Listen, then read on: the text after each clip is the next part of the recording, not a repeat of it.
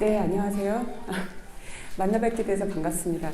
제가 작년에 10월 달에 한번 여기 도교 강의를 하러 왔었어요. 조선 후기 민간 도교에 대해서. 근데 그때 혹시 강의를 들으셨던 선생님들 계시면 손 한번 들어주실 수 있을까요? 아, 네. 한 5명 이하이신 것 같습니다. 네, 그래서 제가 또 이렇게 여러분을 뵙게 돼서 반갑습니다. 저는 앞에서 소개해 주신 것처럼 지금 현재는 인천대학교에 있고요. 네, 주로 전공했던 것이 그때도 한번 말씀을 드렸는데 강화학파의 노자 해석에 관한 연구라는 걸로 박사 논문을 받았어요. 강화학파는 조선의 양명학파라고 얘기할 수 있고요. 그런데 그들이 어떻게 노자를 해석했는가라고 얘기를 했으니까 오늘의 주제라고도 할 수 있는 양명학과 노자 이 이야기를 다 할 수 있을 것 같습니다. 근데 그 얘기는 바꿔 얘기하면 이 사람이 그 시대에 이단을 전공했구나 그런 거를 알 수 있을 것 같아요. 여기 안에서 뭐만 빠졌을까요? 불교만 빠져있네요. 예, 그리고 나머지 이단은 다 이렇게 전공을 한 것 같습니다. 그러면 오늘 수업은 어떻게 진행이 될 것이냐면요. 조선시대에 우리가 크게는 두 가지로 나눠서 이야기를 드리려고 해요. 첫째는 조선 성리학 안에서 노자가 가지는 의미가 뭔지, 그리고 또 하나는 조선 성리학과 양명학이라는 것이 어떤 관계를 가지는지, 이것을 이단이라는 주제 안에서 이야기를 해보고자 합니다.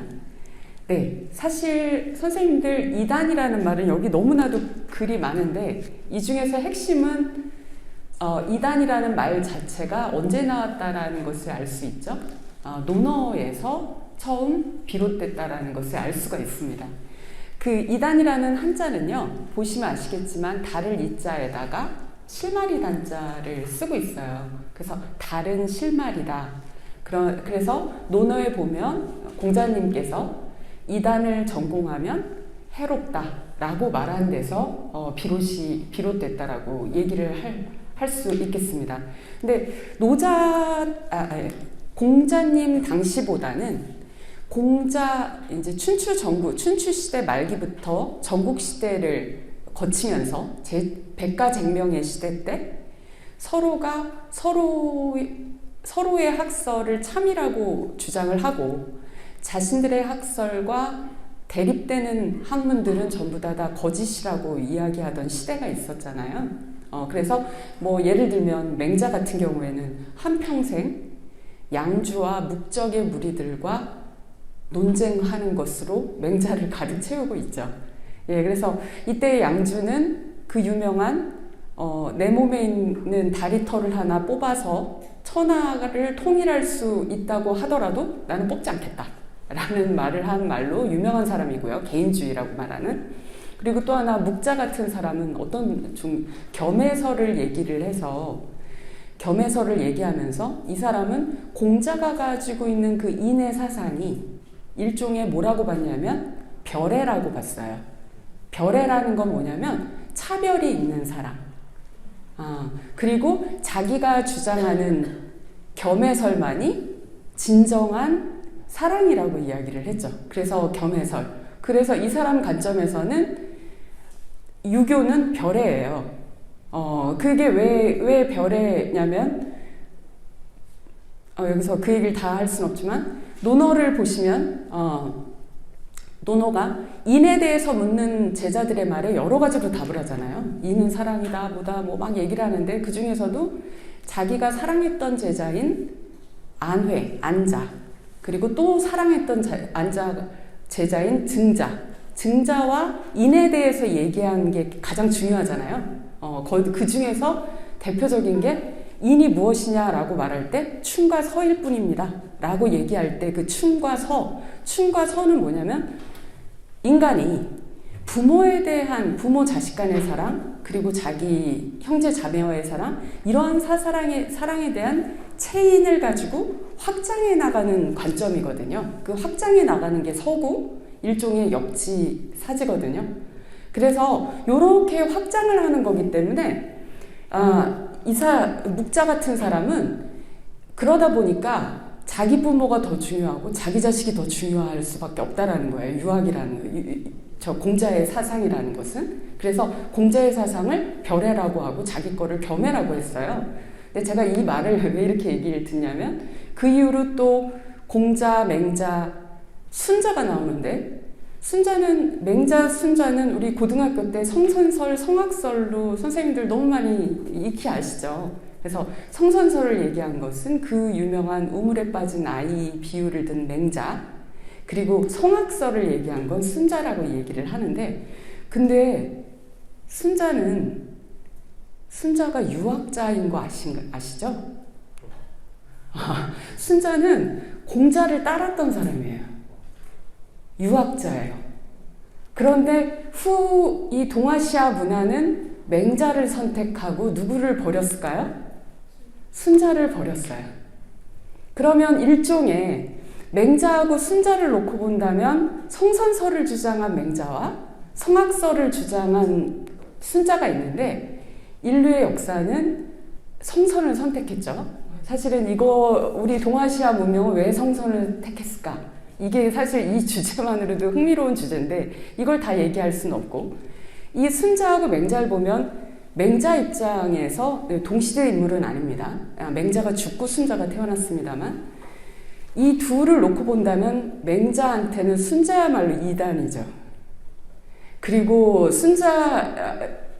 만약에 순자하고 동시대에 있었다면 맹자가 또 이단이 될 것입니다. 근데 어찌됐든 이단이라는 말을 우리가 기독교적 전통 안에서 쓰는 이단하고는 조금 차이가 있고요. 우리 안에서는 그 제자백가의 시대 때 그 다른 수많은 주장들 그 속에서 상대방을 이단이라고 규정하는 그 정도 선에서 이해하면 어떨까라는 생각을 개인적으로 하고요. 그러면 이것이 동아시아 안에서는 이단이란 말이 언제부터 이제 좀 본격적으로 얘기가 되냐? 우선 우리가 조선이 성리학의 국가다 보니까요. 성리학을 기준으로 조금 말씀을 드리면 여기 보면 당나라 때 한유라는 사람이 있는데 이 사람이 벽이단이라는 얘기를 하면서 벽이단은 이때 벽자는 물리칠 벽자입니다. 그러니까 이단을 물리쳐야 된다라는 말을 하면서 도교와 불교를 배척해야 한다라고 주장하였다. 그럴 만도 하죠. 당나라 때는 정말 불교가 꽃을 피웠던 시기거든요. 당나라 때. 어느 정도로 꽃을 피웠냐면 설에 의해서는 기원후 1세기다. 어떤 사람들은 기원전 1세기다. 라고 하지만 어찌됐든 불교가 인도를 넘어서 이 동아시아 땅으로 들어왔고 이것이 구마라집이라든지 진제라든지 이런 사람들의 번역의 시기를 거쳐서 중국식 불교로 딱 안착하게 되는 시기가 언제냐면 바로 당나라 때거든요. 그게 이제 대표적으로 교판불교라는 것이 형성이 되면서 수나라 때에 청태종이라는 것이 있었고 그 다음에 당나라 때에 화엄종. 그러면 선생님들 화엄종 하니까 이제 좀 많이 익숙해지죠, 그죠? 그 화엄종 다음이 뭐라고 말할 수 있냐면 그 유명한 선종. 선종은 또 뭐가 떠오르십니까? 달막, 그쵸? 이렇게 손가락 이렇게 하고, 야, 달을 보라고 했으면 달을 봐야지 왜 내 손가락을 봐? 막 이런 얘기했던 그 해능이 이제 보통 육조라고 하죠. 초조는 달마고 주르륵 있는데 그게 바로 선종이거든요.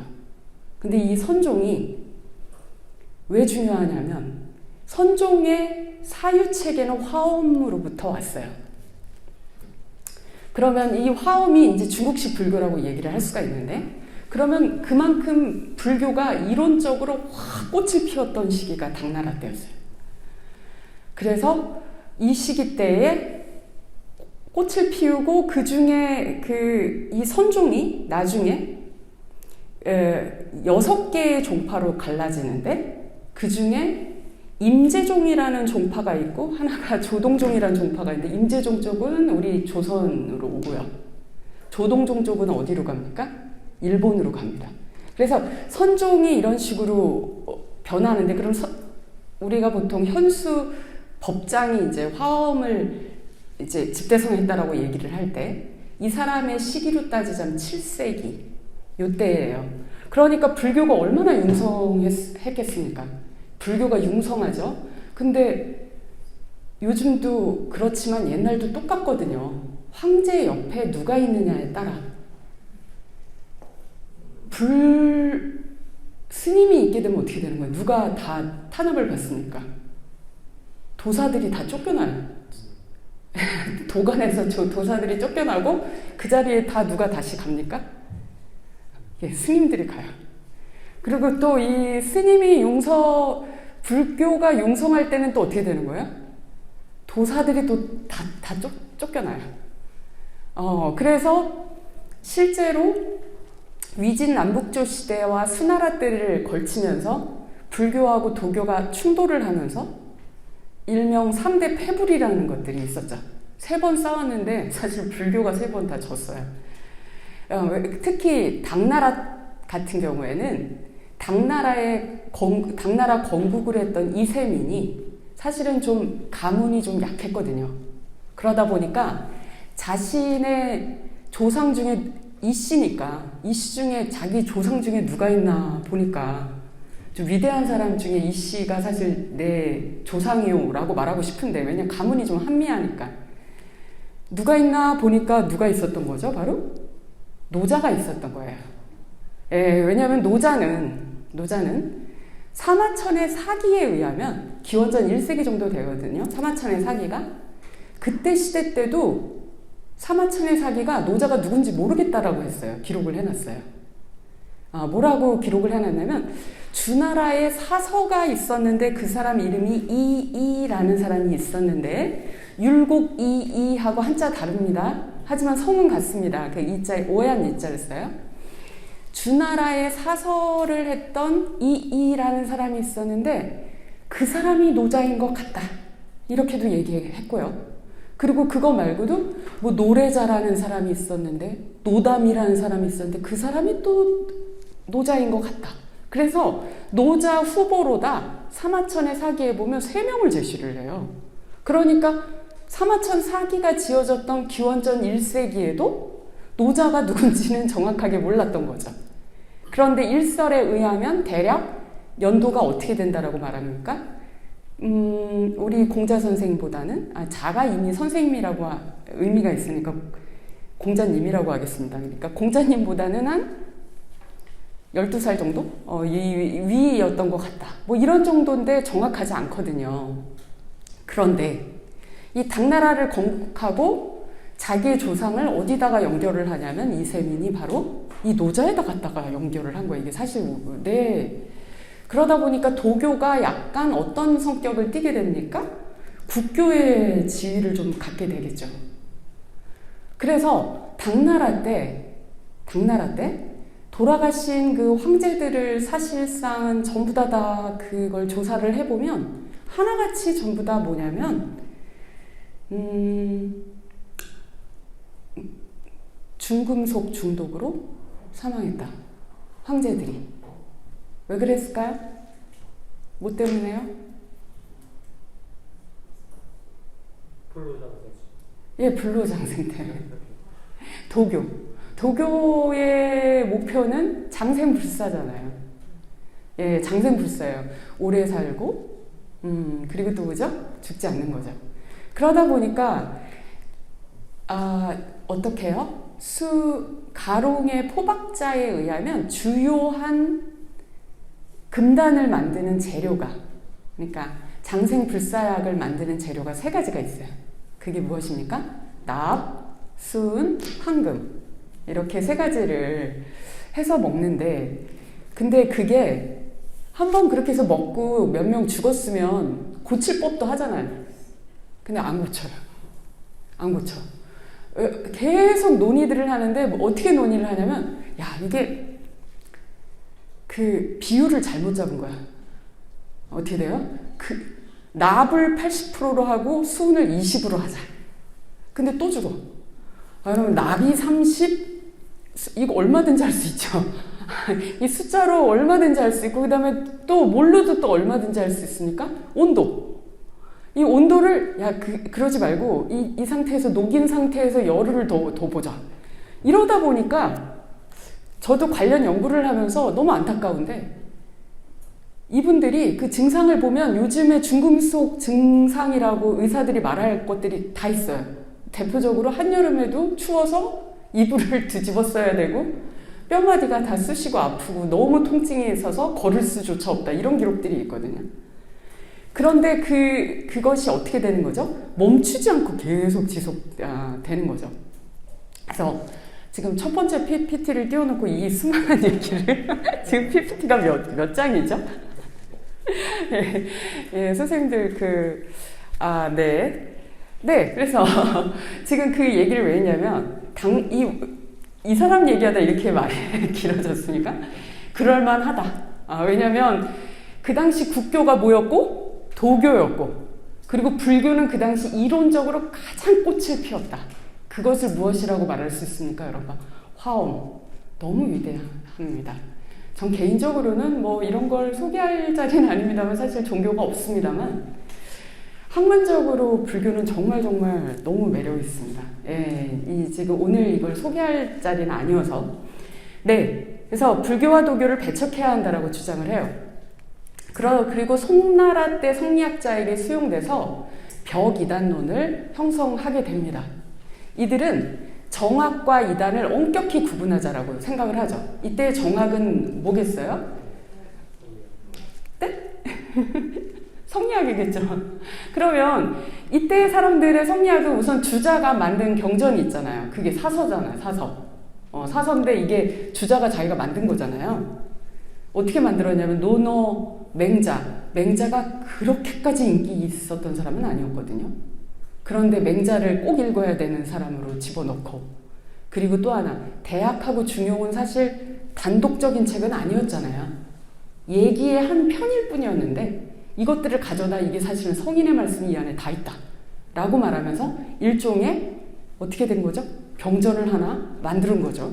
그래서 이러한 입장에서는 이단에 해당되는 게 대표적으로 이들이 공격했던 건 뭐냐면요. 불교하고 도교라고 이야기를 할 수가 있겠어요.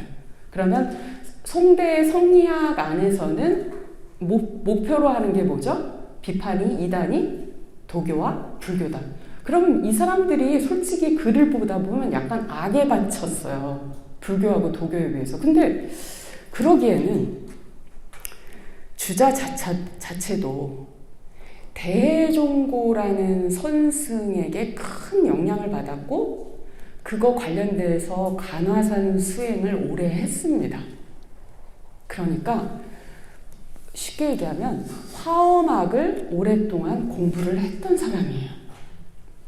그러면 화엄학을 다 얘기할 수는 없고요. 화엄에 되게 중요한 것이 사법계라는 것이 있는데 뭐 사법계, 리법계, 리사무예법계, 사사무예법계라는 사법계가 있습니다. 그러니까 이론을 정리한. 근데 그 이 화엄학에 어떻게 보면 대가 정도는 아니어도 화엄을 깊이 공부한 사람이었어요. 주자는. 그런데 왜 하필이면 이 주자는 이렇게 이 불교를 비판하려고 했는가? 또 나아가서는 왜 그렇게 도교를 비판하려고 했는가? 이 문제의식은 제가 앞부분 좀 너무 길게 얘기했는데요. 정도전이 가지고 있었던 문제의식과 똑같습니다. 저는 가끔 그런 생각을 해요. 저도 어떻게 보면 사상을 전공하는 사람으로서 제가 만약에 열심히 이렇게 내 사상을 구축을 해놓고 딱 죽었는데 그로부터 한 150년 뒤에 누가 제가 쓴 사유체계가 너무 마음에 들어가지고 그걸 기반으로 나라를 건국했으면 어떤 느낌일까? 그런 일은 이루어지지 않을까요? 이 얘기를 왜 말씀드리냐면 주자는 1130년에 태어나서 1200년에 죽었는데 죽고 나서 이 사람이 쓴 책들이 과거 시험의 교재가 되고요. 그거는 원나라 때부터. 그리고 이 사람의 이론 체계를 기반으로 나라가 건국됐으니 그게 뭐죠? 유일무이한 나라? 조선이라고 얘기할 수 있어요. 그러니까 그 당시로서는 어떤 사상가겠어요? 굉장히 핫한 사상가죠. 이 동아시아 전역을 한 사람의 사유체계가 이렇게 확 바꿔놓은 거예요. 조선이 그 이후로 600년을 간 거잖아요. 그러면 이 주자가 가지고 있던 문제의식이 무엇이냐라는 거는 제가 벌써 하나는 얘기를 드렸어요. 뭐냐면 이 사람이 이단관을 확실하게 가졌던 사람이다. 당나라의 그 한유로부터 시작되는 이단관. 그건 뭐냐면 정학이라고 할 수 있는 이 도학, 성리학, 이 사서삼경 체제로 이루어지는 것이죠. 이것을 갖다가 어떻게 하냐면은 그대로 어떻게 하냐면 그 나라를 구축하는 이데올로기로 사용을 하면서 동시에 비난하는 두 대상이 있는 거죠. 그 두 대상은 엄격하게 말하면 뭐하고 뭐죠? 도교하고 불교입니다. 근데 우리가 아까 제목에 양명학 얘기를 했는데 양명학은 왜 없나요? 라고 말하시면 양명학은 왜 없을까요? 제가 우리 이단과 이단 했는데 양명학과 노자 했는데 지금 조선시대 초기에 가장 이단이었던 건 도교와 불교다 라고 얘기를 했는데 양명학이 없죠. 양명학이 왜 없습니까? 왜 그러냐면 주자 이후에 나왔으니까요. 주자 이후에 나왔으니까 모르죠.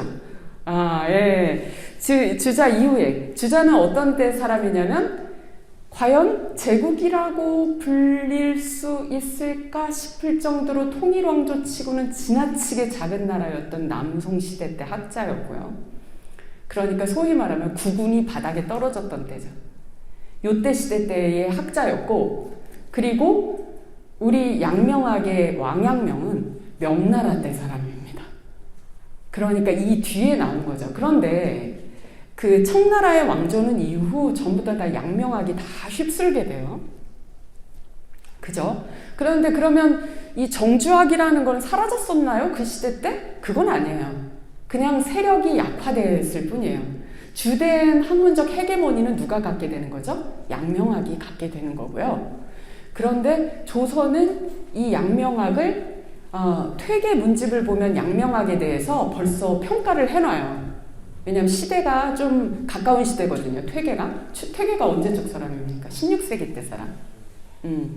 근데 이때 벌써 양명학에 대해서 비판을 좀 해놔요. 야, 이거는 양명학은 다 좋은데 이거 잘못하면 임종정육이 되기 쉽겠다. 그러니까 임종종육.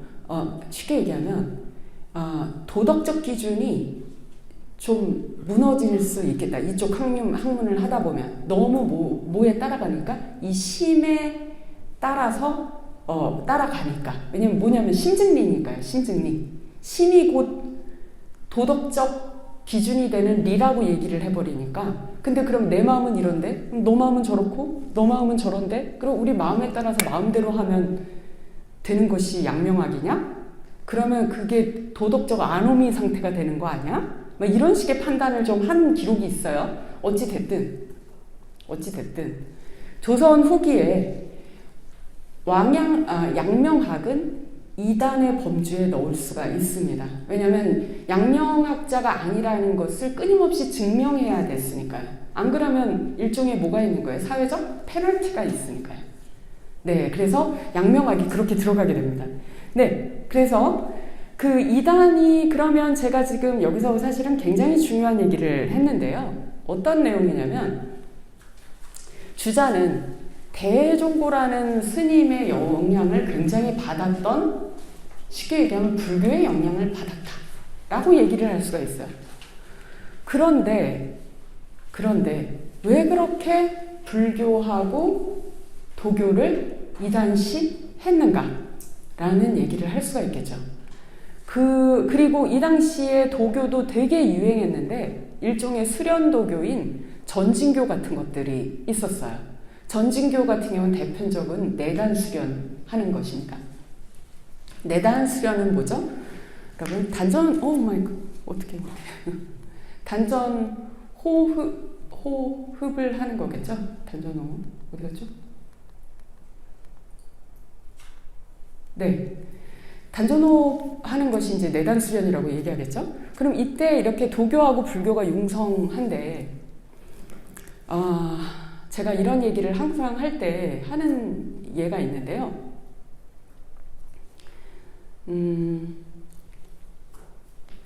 그 정도전이 고려 말기가 어떻게 보면 왕조의 개창기라는 건 살기 좋으면 새로운 왕조를 누가 용납을 하겠어요.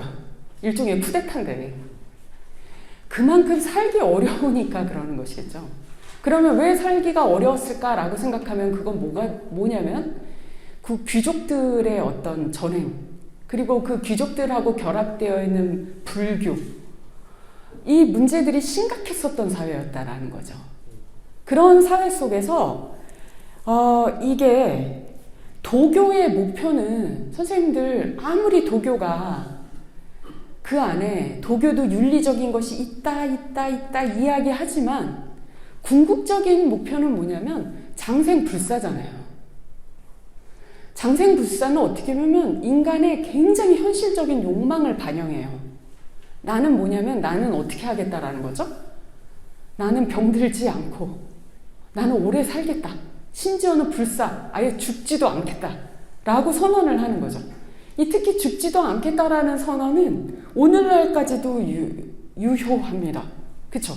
왜냐하면 지금 여러 자료에 의하면 구글 벤처스 같은 그룹들이 자기 이익의 한 40%랄까요? 정확하진 않습니다를 전부 다 이모탈리티 산업, 즉 불사 산업에 투자를 하고 있고, 그래서 몇몇 유명한 실리콘밸리의 CEO들은 자기는 죽지 않겠다라고 벌써 선언한 사람들도 있어요. 그래서 그 사람들이 뭐라고 말하냐면 난 최소한 125살까지는 살 수 있다. 내가 그걸 증명하겠다. 125살까지. 선생님들도 동의하십니까? 그 정도 나이 어떠십니까? 125살. 별로 원하지 않으시나요? 그런데 어찌됐든 이런 욕망이 그 시대에도 오랫동안 지속되었는데, 그러다 보니까 오래 살려면 어떻게 해야 되겠지? 라고 해서 나오는 도교의 술 중에는 방중도 있고요. 사실은 굉장히 윤리적으로 문제 있죠.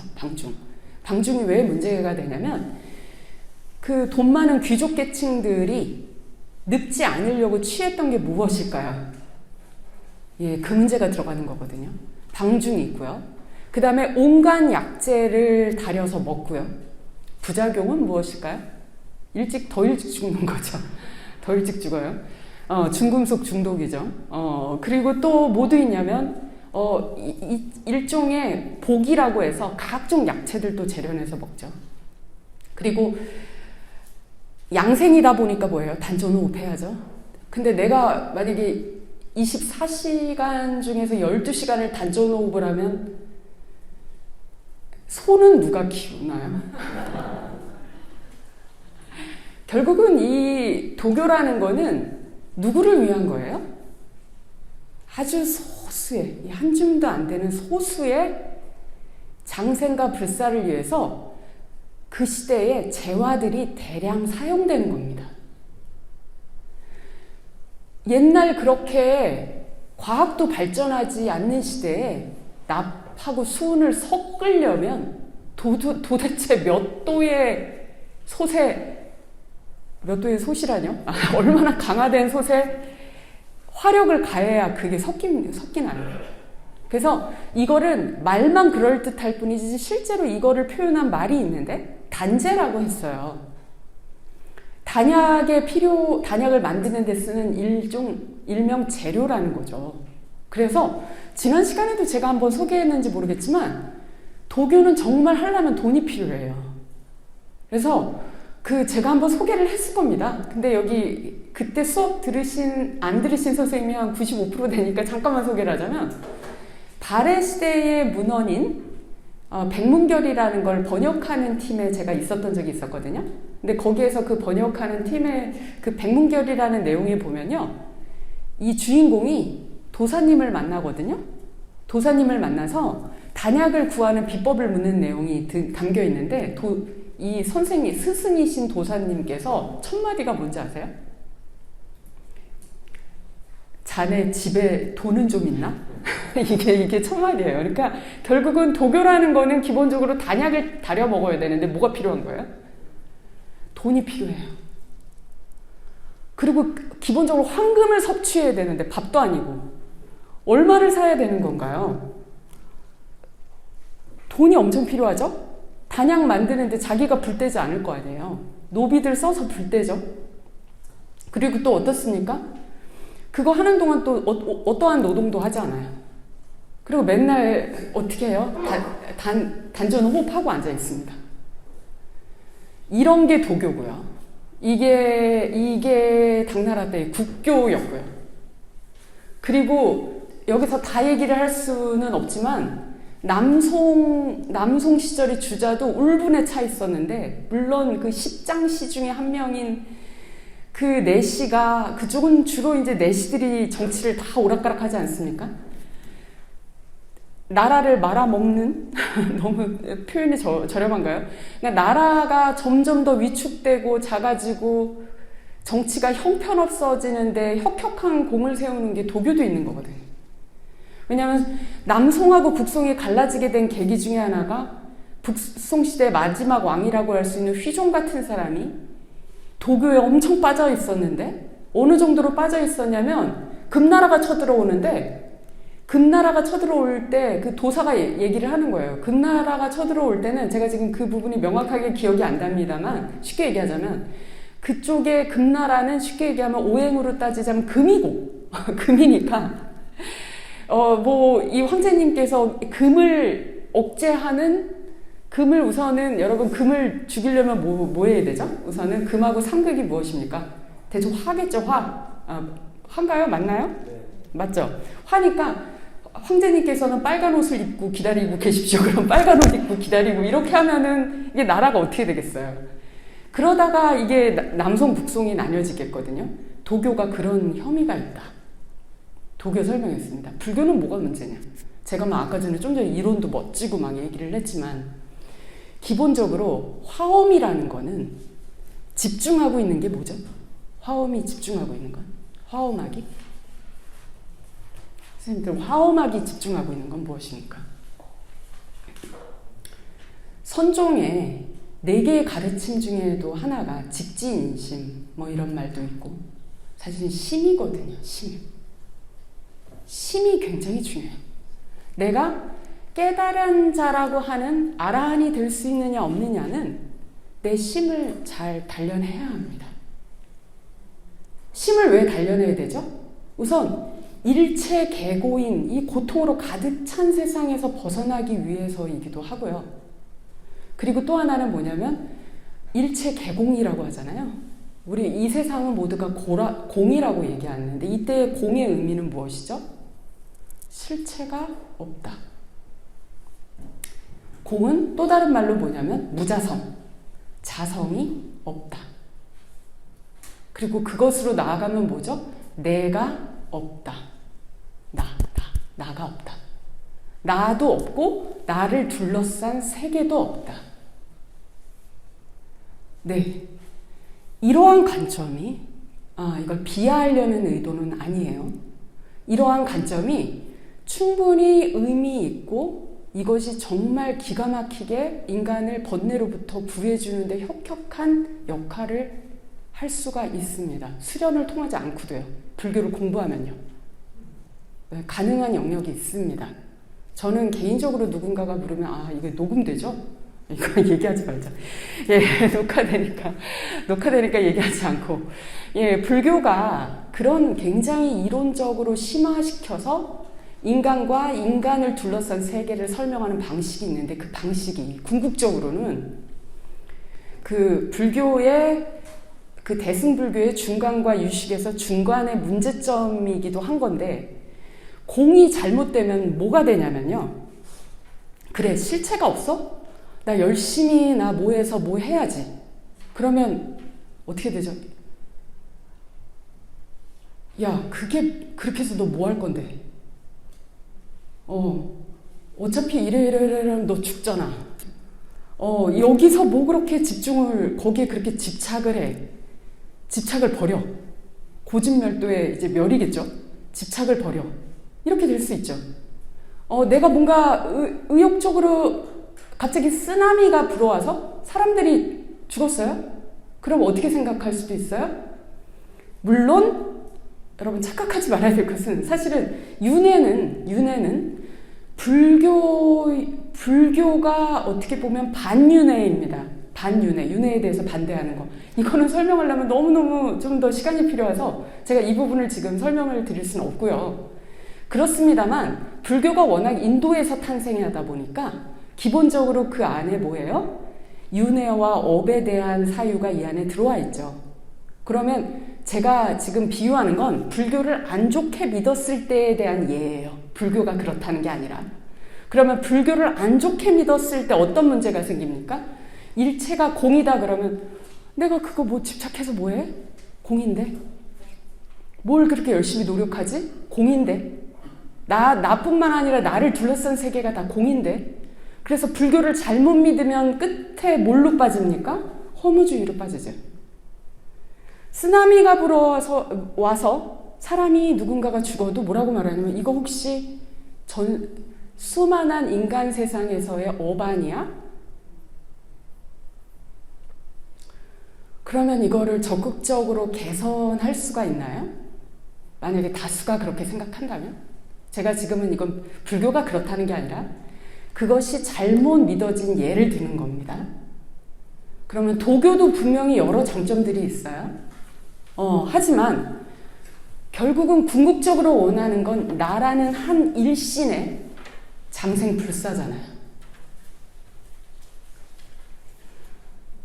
그러면 이 세계가 온갖 부조리들이 넘쳐나고 이 세계에 사람들은 정말 살기 힘들다고 발버둥을 치는데 위정자라는 사람들이 전부 다 하루에 한 3분의 1은 내단 수련하고 있고요. 하루에 한 3분의 1은 가나선 수행하고 있어요. 그리고 뭐라고 말하냐면 이것은 전생의 뭐라고 말해요? 업이라고 얘기할 수 있고요. 그리고 도교적으로 얘기하면 자꾸 모든 현생을 전부 다 뭘로 봐요? 음양오행론으로 다 해석을 합니다. 갑자기 내가 주로 빨간색 옷을 입으면 좋은 왕이 될 수 있다 라고 하면 그게 정말 좋은 왕이 되냐고요. 그런데 한나라 때에 그런 일들이 비일비재했거든요. 이 음양술사들이 좌지우지했어요. 한나라 황실을. 그래서 어떤 일도 있었냐면 자기 선왕의 묘가 도굴됐는데 이 도굴된 도굴범을 어떻게 잡냐면 도사를 불러다 잡아요. 어떻게 잡냐? 그 묘의 위치는 오행 중에서 수의 위치인데 여기서 상극인 사람은 너네들 사주 다 내놔봐. 그래서 보니까 이게 일주를 봐야겠다. 딱 일주를 다 봐가지고 이거하고 상극인 너가 범인이겠구나. 이게 실제로 있었던 일이에요. 근데 가끔은 생각해봅니다. 세상은 과연 호모 사피엔스의 사회는 정말 발전이 있는 것인가?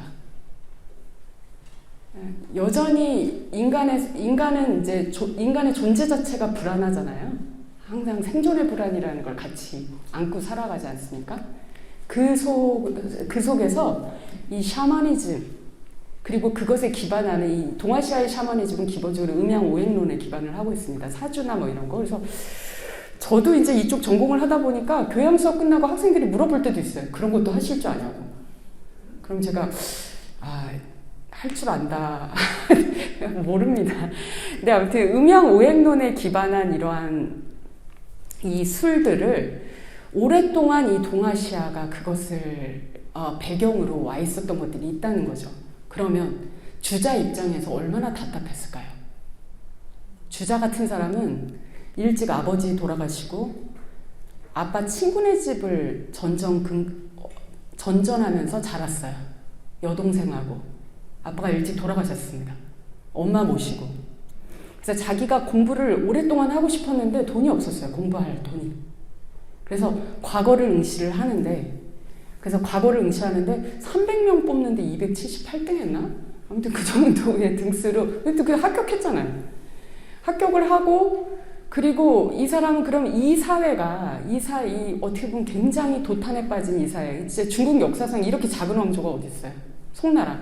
그것도 또 북송, 남송해서 남송 작게 쪼그라져 있고 항상 그 여진족의 위협 아래 놓여 있고, 그런데 위정자들은 자기 하루에 반은 단전후 위호, 반은 가나선이에요. 윤회설에 대해서 윤회설로 세상을 해석하고요. 음양오행론으로 세상을 해석해요. 정책을 결정하는데. 그런 입장에서 너무 화가 나는 거예요. 물론 이 성리학의 주자가 뭐든지 죄송합니다. 예. 제가 시계가 있다는 걸 까먹었어요. 시계가 있었는데. 예, 그래서 그런 상황에서 뭐라고 얘기하냐면, 우리를 구원할 것은 성리학밖에 없다. 그러면 성리학은 왜 그럴까요? 성리학은 그게 뭐에 온 거예요? 유교죠. 유교는 유교의 목표가 뭐예요? 공자 선생님께서 뭐라고 말했습니까? 공자가 최고로 우선시하는 인간상, 롤모델 무엇이죠? 성인. 성인은 뭐예요? 한마디로 말하면 도덕적 완성자. 인의 예지를 구현한 사람.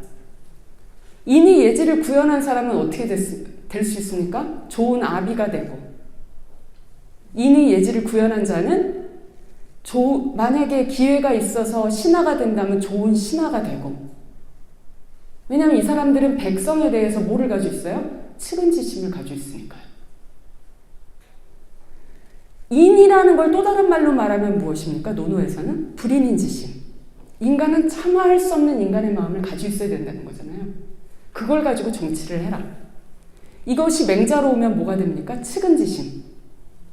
불쌍히 여기고 긍휼히 여기는 마음. 그래서 맹자는 한 걸음 나가서 뭐를 주장하죠? 왕도 정치. 그런 성인이 정치를 해다오. 이거의 반대가 무엇입니까? 패도 정치. 그리고 심지어 맹자는 뭐까지 갖추고 있죠? 역성혁명.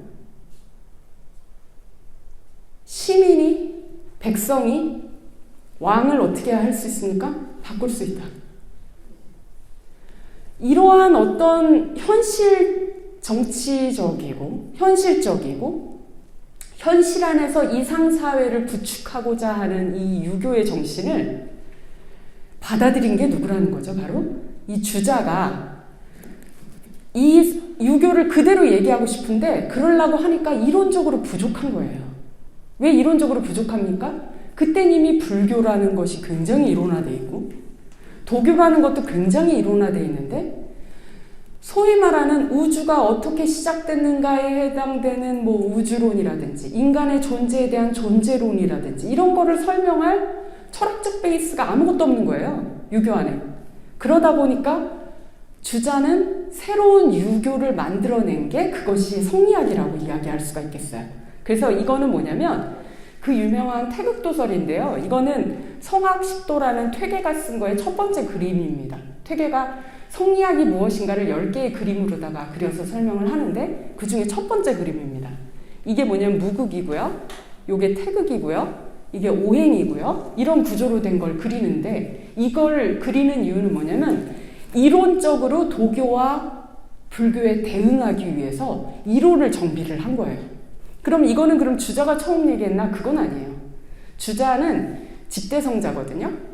집대성자고 그 당시에 성리학이 누가 있었냐면 주렴계라든지 정의, 정호라는 형제들, 장제, 소옹, 소강절 이 사람들의 사유를 집성을 해가지고 성리학을 하지만 그 핵심 이론은 누구의 이론이에요? 주자죠.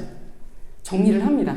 그래서 이런 식의 세계관을 갖다가 구축을 하는데 이거는 뭐냐면 사실상은 도교하고 불교로부터 약간씩 가져와요.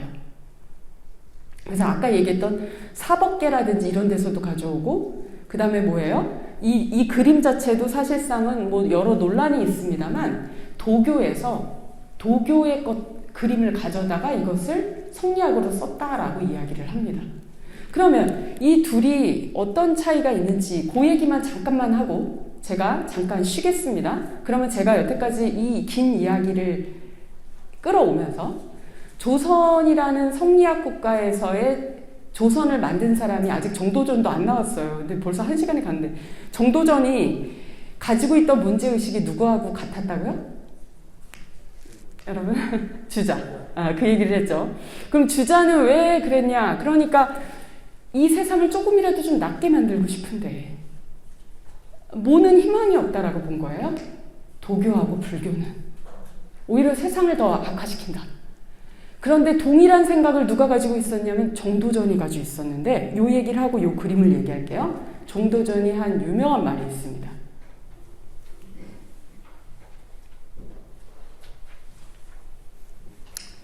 정도전이 뭐라고 도교를 비판하냐면요. 요만한 도덕심도 없는 채 오래 살기만을 바라니 그렇다면 너 거북이하고 뱀하고 너네는 뭐가 다르냐. 그러니까 소위 말하는 그 기득권 계층들한테 하는 얘기죠. 노비가 이루고 있진 않잖아요. 그래서 요만한 도덕심이라는 건 뭐예요? 이 사회의 공동체를 위해서 조금이라도 보탬이 되는 생각은 요만큼도 없고 자기가 어떻게든지 웰빙 해가지고 장생불사하는 생각만 가지고 한평생을 살아가니 그런 사람이 일개 범부라면 문제가 없는데 이게 위정자면 이게 얼마나 큰일입니까? 그러니까 그러면 너네들은 뭐하고 똑같다라고 얘기 말해요? 너는 거북이하고 뱀하고 다를 바가 없어. 정도전이 이렇게 얘기를 하는 거예요. 그래서 여기에 해당되는 건 여러분 뭐에 대한 비판입니까? 도교에 대한 비판이에요. 그리고 요 밑에는 뭐가 되냐면 야 눈만 감고 앉아만 있다. 지금 뭐를 봐야 되는 거니까. 얘 심을 봐야 됩니다. 이 심의 화엄에서는 굉장히 중요한 게 아레아식이라는 것의 그 해석이 굉장히 중요한데 나 안에 80만 보고 있는 거예요. 그것만 보고 있으니 흙이나 나무와 같은 거하고 뭐가 다르냐. 사회의 공동체를 위해서 1도 도움이 안 된다. 그 존재 자체가 뭐하고 똑같다라는 거죠? 흙하고 나무하고 뭐가 달라? 라고 얘기하는 거예요. 그러니까 이러한 문제의식 속에서 정도전은 성리학이라는 것을 기틀로 해서 국가를 만들자. 좀 더 좀 좋은 세상 한번 만들어 보자. 라는 생각을 하게 된 거라고 이야기할 수가 있겠습니다. 그 앞서 말한 50분 동안의 강의 동안에 조선에서 가졌던 조선의 건국 세력들이 가졌던 이단이라는 것이 무엇인가에 대한 실체는 여러분 조금 눈치채셨을 것 같아요. 그쵸? 예, 이들이 가지고 있는 불교와 소위 도교라는 사람들에 대해서 어떤 마음을 가지고 있었나. 근데 중요한 건 이들도 다 뭐죠, 여러분? 사실은 도교도 해봤고 수영도 해봤고 그 다음에 선종 수행도 열심히 참여해봤고 이런 사람들이에요. 그런데 이러한 가르침들이 우리가 살고 있는, 우리가 발딛고 있는 현실을 조금이라도 낫게 만드는 데는 한계가 있다라는 자각이 있었어요. 그게 주자에게 있었고 주자를 보고 너무너무 흠모한 나머지 그의 이론을 가지고 국가를 만들려고 했던 정도전도 마찬가지였던 거죠.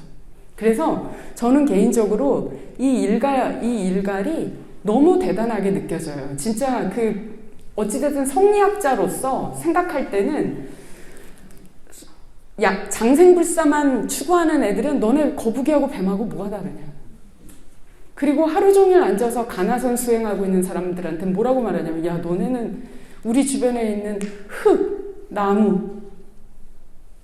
흙나무가 뭐예요?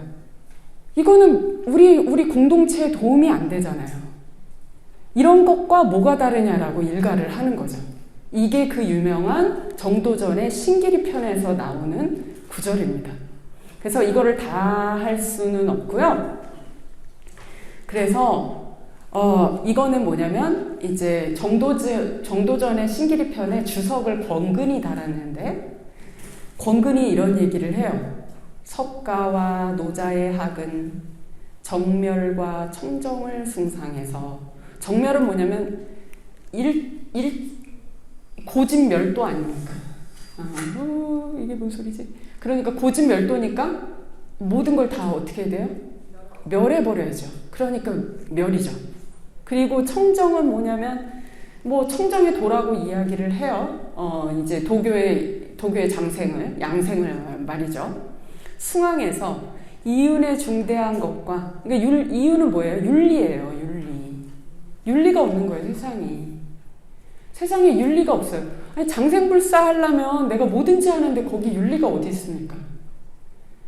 그리고 또 하나는 불교에서는 뭐라고도 얘기할 수 있어요. 우리 안에서 구축된 이 윤리도 실체가 없다라고 자꾸 얘기를 하니까, 공하다고 하니까. 물론 여기서 제가 불교 비판하는 거 아닙니다. 잘못 믿어진 불교를 얘기하는 거예요. 그래서 그러니까, 그리고 또 하나 그리고 사람 사이에는 뭐가 필요하죠? 질서가 필요하죠. 선생님들 예라고 하면 전부 다 뭐 제사 지내는 것만 떠올리시는데, 실제적으로 이 동아시아 안에서 예는 그 사회의 제도라든지 법이라든지 이런 것들을 다 포괄합니다. 그런 예라든지 악이라든지 이런 것도 없애려고 한다. 그래서 그 마음에 욕심이 없는 자는 이해의 밝은 자와 다른 듯 하지만 어쩌고 저쩌고 해서 매번 사람의 욕구하는 바가 삶보다 더한 것이 없고 싫어하는 바가 죽음보다 심한 것이 없는데, 이제 그들의 학설을 보면 부처는 사생을 벗어나려 하니 이는 죽음을 두려워하는 것이요, 노자는 장생을 구하고자 하니 이는 삶을 탐하는 것이다. 그러니까 한쪽은 뭐죠? 죽음을 두려워하는 거고, 이쪽은 뭐냐면 삶을 탐한다. 그러니 이 가운데는 뭐가 없냐면 이 안에 윤리가 없는 거예요. 사회에 도덕 기준이 없고 도덕 준칙이 없는 거죠. 사회에 도덕 기준과 준칙이 없으니까 사회가 이거 엉망진창이 된다 이거죠. 선생님들 이 김에 저희도 다 성리학으로 개종할까요? 근데 성리학은 누가 개종을 허락할 것도 없어요. 우리가 마음으로 믿으면 되는 거예요. 마음으로. 네, 그래서 이렇게 이야기를 합니다. 그러니까 여기 보세요. 그러므로 유학자는 열심히 어떻게 해야 돼요? 어떻게 하든지 정치 좀 잘해보려고 하고, 그리고 부모 봉양도 되게 중요하잖아요. 부모 봉양을 생각하면서 자식 교육 생각하려고 할 때, 불교에서 어찌됐든 최고는 뭐 제가 수행자도 있습니다만 출가를 하잖아요. 이게 항상 동아시아에서 이제 문제를 삼았거든요. 유교 쪽에서. 결국 그러면 인륜이 무너진다. 그래서 이런 이야기를 하면서 유학자가는 그럴 때 너네는 뭐만 하냐는 거예요. 신체와 생명을 버리고 달려가는 자가 있고, 그리고 또 뭐예요? 이거는 뭐예요? 신체와 생명을 아예 버리고 달려가는 자는 이거 누굴 것 같아요? 불교예요? 도교예요? 불교겠죠? 그래서 불교는 선생님들 다 아시겠지만 달마도사, 그 밑에 이대조조인 해가, 이런 사람들 보면 약간 무서운 내용도 있어요. 왜 그러냐면 스승님 절 받아주십시오. 안 받아주니까 막 팔을 막 자르고, 이거 요즘으로 따지면 영화로 나지면 고무비예요. 고무비. 막 사람 톱으로 썰고 하는 그런 무비라고. 그러니까 이런 것들이 뭐냐면 그만큼 그런 비유가 왜 나오는가 그러면? 왜 나올까요? 왜냐하면 육체를 그만큼 사실은 존중하진 않거든요. 예, 이 자체도 뭐라고 보니까? 공이라고 보니까요. 이런 측면이 있습니다. 그러니까 그런 것들도, 그런 식의 메타포들도 다 의미가 있는 거죠.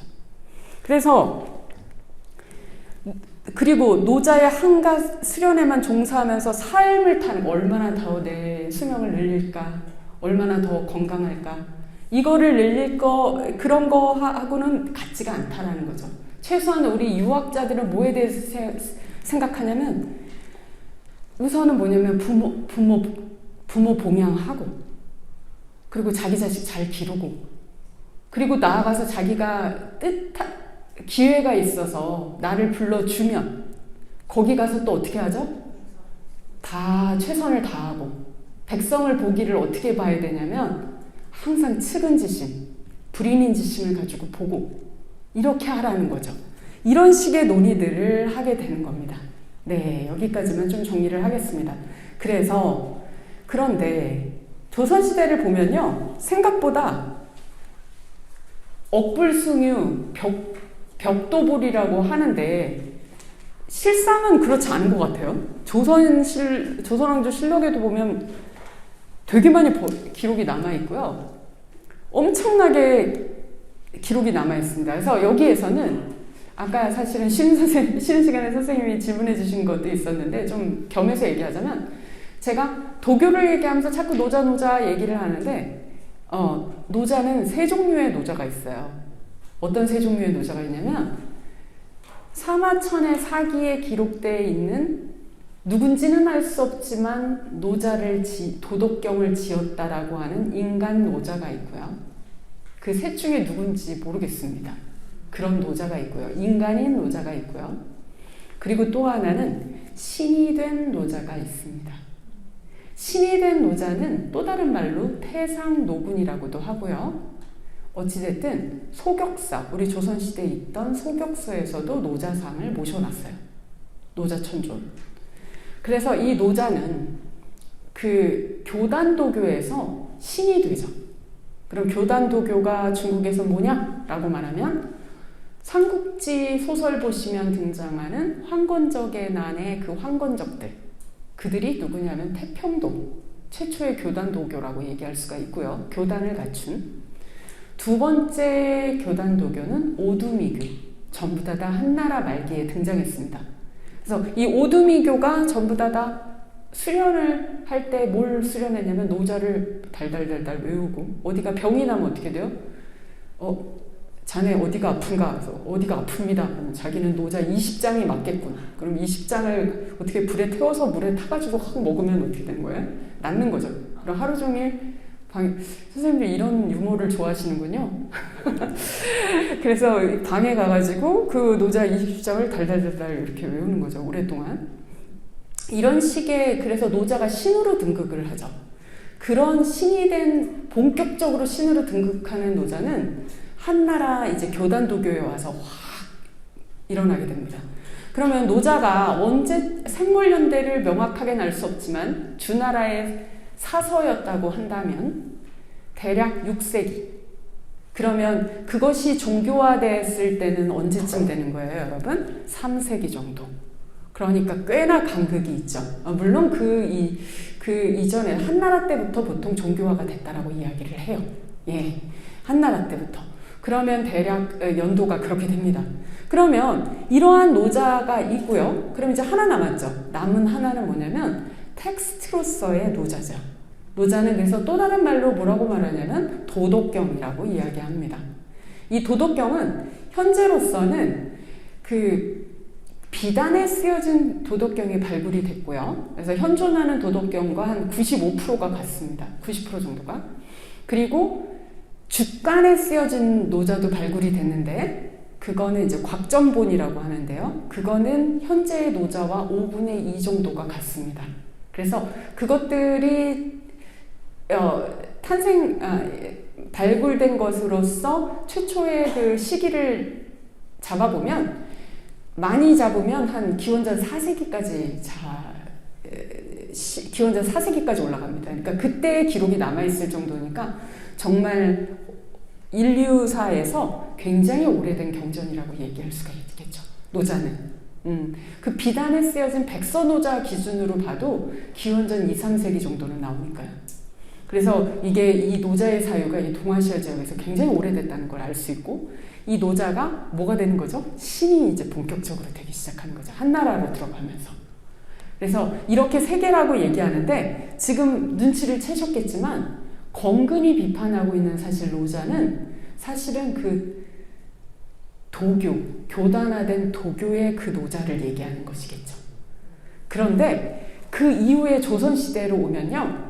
야, 이거는 솔직히 인간적으로 좀 구분할 필요가 있지 않겠는가. 왜 구분을 해야 되냐면 노자를 읽어보면 좋은 내용이 너무 많은 거예요. 그래서 그리고 그 당시에 시 문집들을 보면 시 좀 짓고 글 좀 쓰려면 필독서 중에 하나가 뭐냐면 장자는 읽어줘야 되거든요. 장자를 모르고 어떻게 글을 써요? 너무 그러면 사람들이 다 무식하다 그러죠. 장자 모르고 글 쓰면. 아무리 유학자라고 하더라도. 근데 이 장자의 내용은 장자도 근데 신이 된 장자도 있거든요. 그때 이름은 남아진이라고 하는데 그런데도 장자를 읽고 그걸로 시를 쓰고 그랬거든요. 그러다 보니까 노자는 사실상은 그 종교화된, 교단화된 도교와 분리돼서 노자라는 텍스트는 그래도 조선 중기를 넘어가면서는 아주 자연스럽게 읽었던 것 같아요. 그러다 보니까 여기 보면 이단이라고 말해졌음에도 불구하고 어떻습니까? 5권의 노자 주석서가 남아있고요. 그리고 조선왕조실록에 노자가 이렇게 기록이 되어 있고 임금이 얘기하고 신하들하고 얘기하는 거에, 그리고 조선시대 문집에 대략 제가 검색을 해보니까 1500번 이상 정도가 언급이 되고 있는 것 같아요. 그러니까 노자는 굉장히 중요하게 읽혀졌음을 알 수가 있는 거죠. 네, 그런데 사실은 이 내용은 소격서 철폐는 그러면 이때의 도교는 뭐겠어요? 교단화된 도교를 얘기하는 거겠죠? 이 정도에서 조금 생략을 좀 하겠습니다. 예. 그래서 그러면 조선시대 노자주석서에 대한 얘기를 해보겠습니다. 그래서 제가 지금 여기까지 간략하게 말한 거에 의하면 노자가 여러 종류가 있고 교단에 된 도교는 분명히 지탄을 받았구나. 하지만 텍스트로서의 노자는 읽혀졌구나. 그렇지만요. 그래도 노자는 노자예요. 왜냐하면 유학자들 입장에서는 노자를 읽고 이걸 가지고 자기들끼리 있을 땐 토론도 하고 글도 속에서 인용할 수는 있지만 자신들이 죽고 나서 출판되는 문집 안에는 넣지 않아요. 왜냐하면 이분들은 뭐니까요? 기본적으로 어쨌든 조선은 국교가 성리학이고 그리고 기본적으로 공부를 성리학 베이스에서 한 사람들이잖아요. 그러니까 노자를 그렇게 자랑해놓고 읽는다? 이러기는 조금 힘든 거예요. 그걸 뭘로 증명할 수 있냐면 이 5개의 노자가 있는데요. 우선 순원은 이의 저작일 수도 있고 아닐 수도 있고요. 그리고 이제 신주도덕경, 도덕지기, 초원담로, 정로 이런 게 있는데 다 필사본이에요. 이렇게 필사본이라는 게 뭔 얘기냐면 그 목판이나 이런 걸로 팔려면 기본적으로 선생님들 왜 진짜 돈 많이 들잖아요. 그래서 옛날에는 너 집이 정말 잘 사냐, 아주 명문 있는 가문의 좋은 집이냐 라고 얘기할 때 요즘은 뭐라고 얘기해야 되나요? 어디 사니, 무슨 동네 이름 얘기하고 무슨 거기 있는 최고 아파트 사니, 뭐 요즘 그걸로 얘기하나요? 조선시대는 뭘로 얘기하냐면 조상의 문집을 가지고 있는지, 그게 막 목판본으로 된 문집. 진짜 대단한 가문이죠. 왜냐하면 목판본 그 한 권 만드는데 그 당시 기록에 의하면 소가 238마리가 필요했다는. 이게 얼마나 이게 대단한 거죠. 그러니까 그거를 6.25 때 그걸 짊어지고 피난을 갈 수밖에 없는 거예요. 쌀을 짊어지고 가는 게 아니라. 그래서 이 조선이 정말 그런 면에서 이렇게 목판이 많은 나라가 어디 있어요. 저기 안동에 있는 국학진흥원에도 막 10만 점 이상 있죠. 규장가게도 있죠. 장서가게도 있죠. 심지어는 이 안동이나 이런 쪽 내려가면 고택 수리하다 보면 거기서 다 뭐 나와요? 목판 나와요. 그럼 이제 막 받아 달라고 막 간청을 해야 될 정도에 너무 많아서. 그러니까 그래서 유네스코 문화유산으로도 됐지만, 그래서 제가 기회 있을 때마다 학생들한테 사실 이런 강의를 많이 하는데요. 조선이 그렇게 만만한 나라가 아닙니다.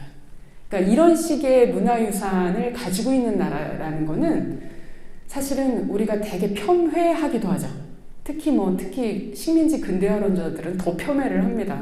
조선왕조 때문에 어쩌고 저쩌고 하면서 당쟁만 일삼다가 최고의 일본이 우리를 도와주셨으니 이렇게 나가잖아요. 네, 그래서 그러니까 조선을 더 비하하고 그런 측면이 좀 있습니다. 근데 어찌됐든 이러한 목판이 그런 의미를 담기는데요. 여기 내용을 보면 이의 순원이라든지 이 5권의 완정한 조선시대 노자 주석서가 있고요. 그런데 이제 문제는 그럼 다 좋다. 노자가 이단일 수도 있고 아닐 수도 있었겠구나. 도교로서의 도교는 무조건 이단이었고, 그러나 텍스트로서의 노자도 약간 꺼림칙한 것이 있었는데 그 이유가 뭐냐면요. 그 이유가 뭐냐면 우선은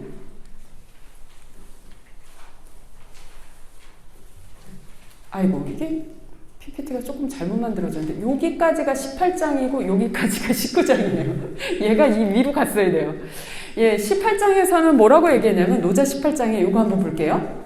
야, 도가 없어지니까 그제서야 나온 게 인의야. 이렇게 얘기를 하는 거예요. 그러면 이거대로 하자면 도가 1등이고 인의는 2등이잖아요. 그럼 이거 유학자들 입장에선 좀 불편하죠. 뭐 그렇다 쳐요.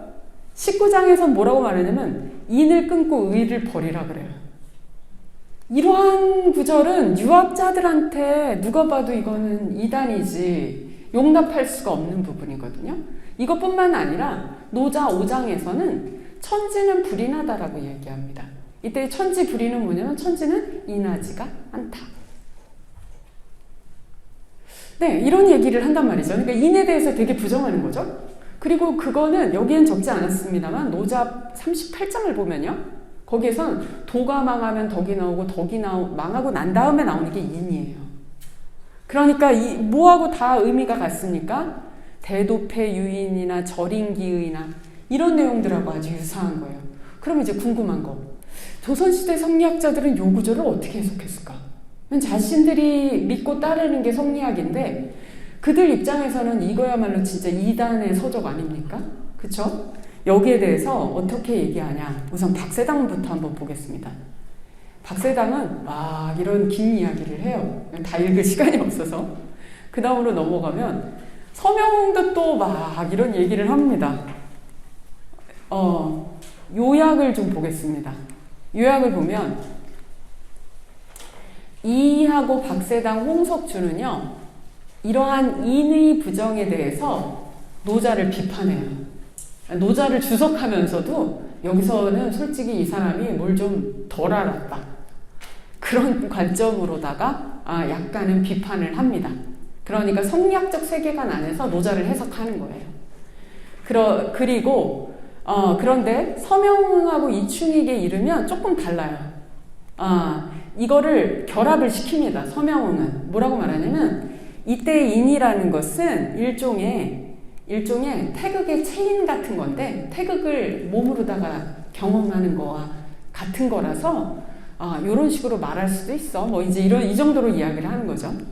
그리고 또 이충익이라는 사람이 되게 중요한데요. 왜 중요하냐면 이충익은 제가 이 수업을 할 때 이단에 대한 것을 조선양명학 그리고 하나를 노자로 본다 했는데 노자 문제에 설명하고 있죠. 근데 이 뒤에서 설명할 양명학의 아주 중요한 사람입니다. 이충익은 양명학자로서 노자의 주성을 남긴 사람인데요. 양명학은 강화도 쪽에 있어서 강화학파라고도 하고 그걸 이제 한국 양명학파라고 하는데 일대를 정제도라고 얘기하고요. 그 다음에 이제 이대가 있고 이 이충익 정도면 뭐가 되냐면 재전제자. 그러니까 이충익의 제자에서 배운 사람. 그러니까 3대로 내려오는 거예요. 근데 이거는 친척 관계로 맺어져 있어요. 사돈 관계 이런 걸로 맺어져서 그 이충익의 정제두의 딸들이 있었는데 한 사람은 신신애한테 시집을 보내고 한 사람은 이신애 쪽에 시집을 보냈는데 그 이신애 쪽 일가들도 강화도에서 살고 이 신신애 쪽 일가들도 강화도에서 살아요. 그러면서 이 사람들이 여기에서 그러니까 한국의 양명학파는 주로 세 개의 성씨가 있겠죠. 정신애, 그 다음에 이신애, 신신애 이쪽을 이루게 되고요. 그 중에 하나인 이신애 쪽에 해당되는 사람입니다. 그래서 이 사람 자체는 이광여한테 사사를 받았고요. 그리고 이광여는 그 당시 되게 유명한 조선시대 시인이었어요. 이 사람 시가 새롭게 나왔다 그러면 사람들이 그 사람 시 쓴 거 어디 갔어? 좀 최근에 시 쓴 거 좀 봤어? 그러면 사람들한테 확산되는 거예요. 너무 저마다 다 이광여가 시 쓴 거 좀 보고 싶다고. 그 정도로 아주 대단한 학자였거든요. 그 사람한테 배웠었고요. 그 이광년은 또 누구한테 배운 겁니까? 그 정제도한테 배운 거예요. 그래서 이게 이광녀가 7촌 아저씨, 5촌 아저씨쯤 되려나? 아무튼 촌수 잘 모르겠어요. 아무튼 그 위에 조카하고 이 사이라고 보시면 됩니다. 그래서 이 사람들은 이제 뭐의 영향을 받았냐면 양명학의 영향을 받아서 양명학으로 노자를 해석해버려요. 뭐라고 말하냐면 절인기의, 요것만 설명하겠습니다. 절인기, 그럼 무슨 뜻이에요? 인을 끊고 의를 버린다라고 하는데 이거를 뭐냐면 양명학은 사실 별거 없거든요. 뭐가 양명학이냐라고 저한테 묻는다면 양명학은요, 자기가 도덕적 행위를 할 때 그때 그 마음이 진짜 마음이냐 아니냐가 중요해요. 유교가 지금 정도전이 가졌던 그 뜨거운 마음 저희 모두 이해했잖아요. 그래서 저희 그 얘기할 때 지금 성리학으로 개종하려고 그랬잖아요. 저희가 그 뜨거운 마음 저희가 충분히 이해했는데 이 좋은 소리도 한두 번이지 이게 유교의 기본적인 그 도덕관이라는 거는 기본적으로 항상 뭐냐면 이제 바르게 살아라라고 계속 얘기를 하다 보니까 이게 나중엔 다 뭐가 됩니까? 잔소리가 되고 근데 이거는 뭐 개인적 레벨에서의 얘기고 이게 국가적 레벨로 가면 뭐가 되냐면요, 정말로 그런 성리학적 그 인간상을 위해서 노력도 하지 않은 채 뭐냐면 정치적으로만 주자학을 활용하는 거예요. 그래서 다른 당파를 쉽게 얘기하면 완전히 제거하기 위해서 주자에서는 뭐라고 했는데 3년상을 당해서 주자갈에 의하면 3년상을 임금이 3년상을 당하면 3년복을 복상해야 된다. 이쪽 표에서 1년복을 복상해라.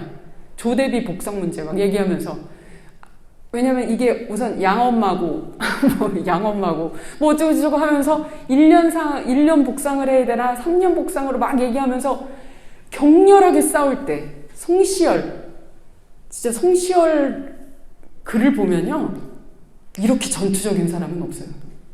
진짜 송시열을 보면서 전 반성도 했어요. 사람이 이렇게 열정적으로 살아야 되는구나.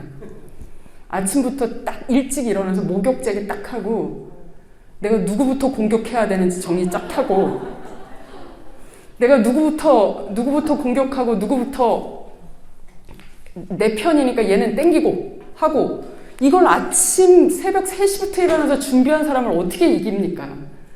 야, 살 때는 이렇게 송시열처럼 살아야 되는구나. 이래야 큰 성공을 하겠구나.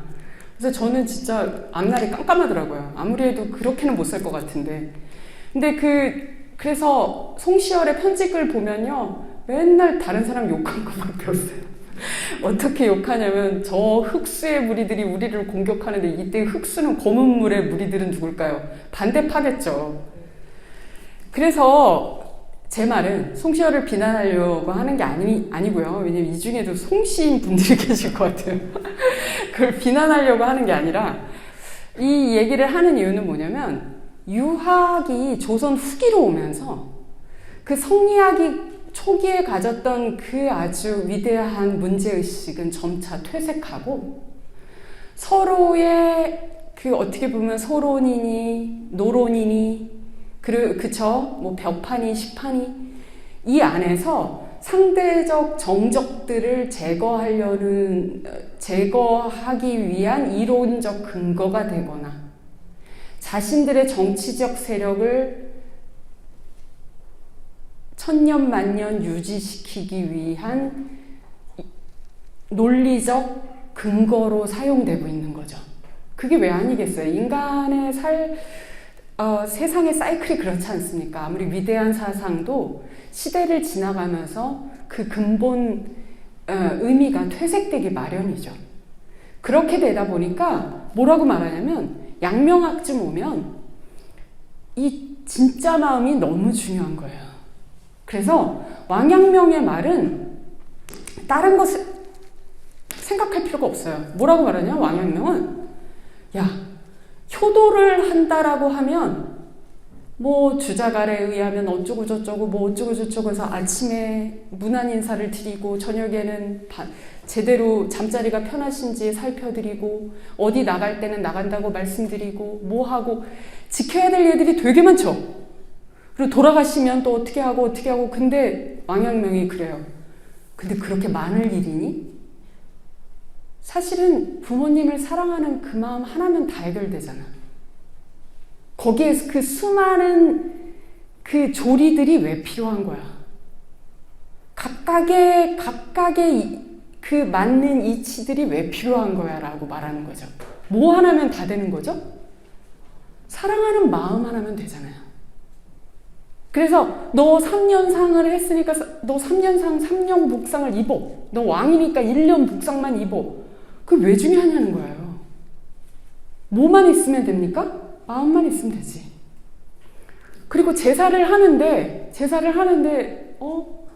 홍동 백서가 뭐 어쩌고 저쩌고 왜 햄버거를 올리면 안 되는지 뭐 막 싸우는데 그게 왜 중요해요? 뭐냐면 그 순간만이라도 돌아가신 어버이를 그리워하는 마음을 갖는 그 순간이 중요한 거죠.